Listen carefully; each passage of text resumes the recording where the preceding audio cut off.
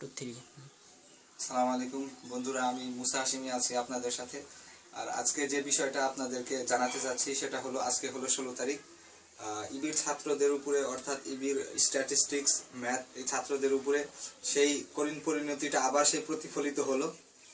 VC স্যারের কথাটাই ঠিক থাকলো। ভিসি স্যার বলেছিলেন যে 16 তারিখে পরীক্ষা হবে, সেই পরীক্ষা উনি নিয়েই ছাড়লেন। অতঃপর সবাইকে পরীক্ষায় অংশগ্রহণ করতেই হলো। তো আমরা আশা রাখি আমাদের বন্ধু বান্ধব যারা আছে, মানে ভাইটাই যারা আছে, যারা পরীক্ষা দিয়েছিল, পরীক্ষা দিয়ে চান্স পেয়েছিল, যারা আবার পরীক্ষা দিল, আমরা আশা রাখি তারা পরীক্ষায় আবার উত্তীর্ণ হয়ে আবার আমাদের সাথে একসাথে কাঁধে কাঁধ মিলিয়ে ইউনিভার্সিটিতে চলাফেরা করব, যাতায়াত করব, একসাথে থাকবো, উঠবো, বসবো।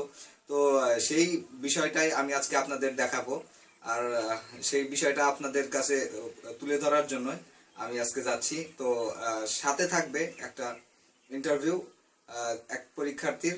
তো উনিও বলবেন উনার এক্সপ্রেশনটা কি, তার পরীক্ষার ফলাফল। বেলা 11টা 2 মিনিট। অনুষদ ভবন, বিজ্ঞান ভবন, এরকম ইবির আরও ভবনগুলো থেকে বের হতে শুরু করেছে অ্যাপ্লিকেন্টরা। কারো মুখে হাসি বা কারো মুখে হতাশার ছাপ। কেউ ভাসছে আনন্দের মহাস্রোতে বা কেউ হাসছে জীবনের চরম অনিশ্চয়তা। ইবির ভিসি হারুনার রশিদ আসকারি স্যার 1-1.5 মাস ক্লাস করার পর প্রশ্ন ফাঁসের দায়ে ভর্তি বাতিল এবং তারপর পরীক্ষা নিয়ে বিরল ঘটনার সৃষ্টি করলেন এবং তার সাথে সাথে অনেকের জীবনে এনে দিলেন জীবনের নতুন দিগন্ত, বা কারো কারো জীবনে এনে দিলেন ধূসর বালির মহাঝড়। কোনো বাবা মায়ের মুখে হাসিটা মলিন হয়ে গিয়েছে এই পুনঃপরীক্ষার কারণে।